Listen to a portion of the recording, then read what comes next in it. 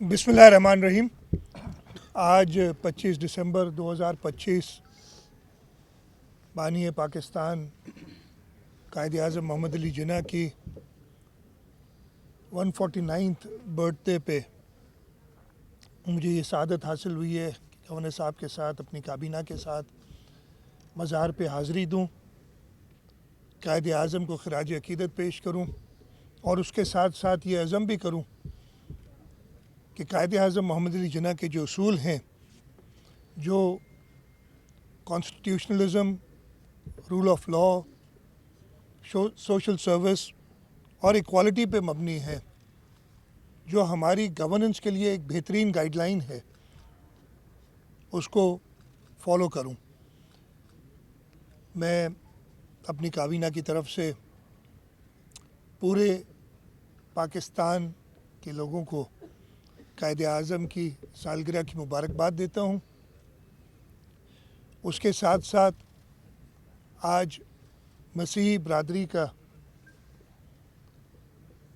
मजहबी त्यौहार है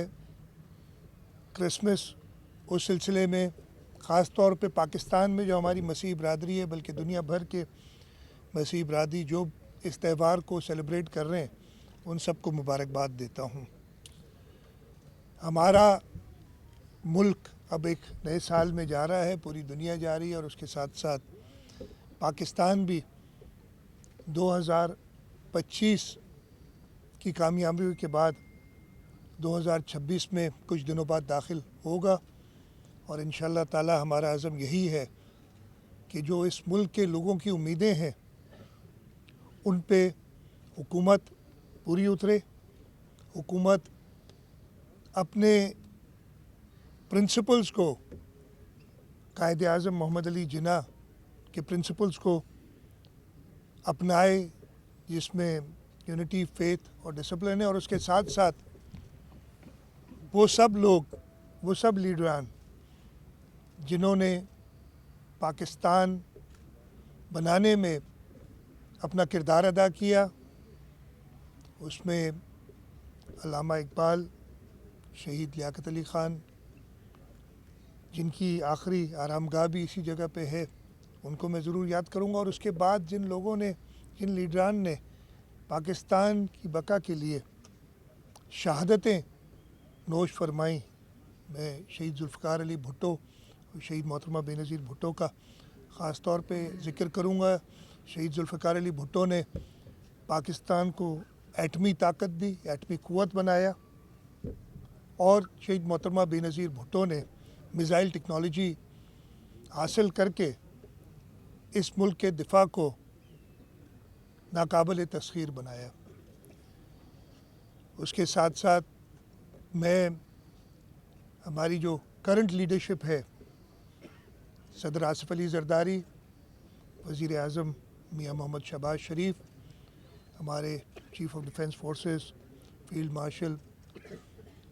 सैयद आमिर मुनीर, आसिम मुनीर, और ख़ास तौर पे हमारे चेयरमैन बिलावल भुट्टो ज़रदारी, जो हमारे मुस्तक़बिल के ज़ामिन हैं, उन सब को भी खराज अक़ीदत पेश करता हूँ।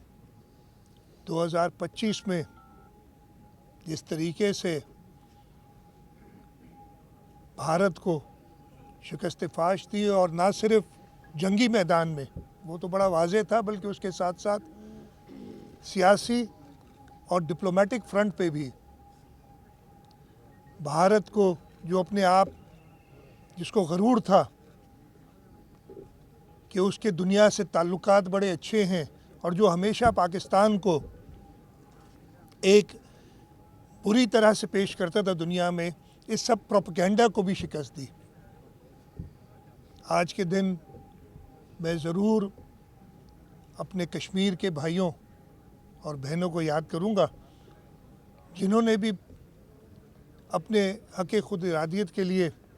शहादतें नोश फरमाई हैं। और उसके साथ साथ फ़लस्तीन में भी जो मज़ालिम 2025 जहाँ पे कामयाबियों का साल था, उसके साथ साथ हमारे लिए, पूरी मुस्लिम उम्मा के लिए एक अफसोस का भी मकाम था کہ اسرائیل کی جارحیت، اس میں ہزاروں کی تعداد میں ہمارے مسلمان فلسطینی بھائی اور بہنیں شہید ہوئے، اس کو ہم مؤثر طریقے سے روک نہ سکے،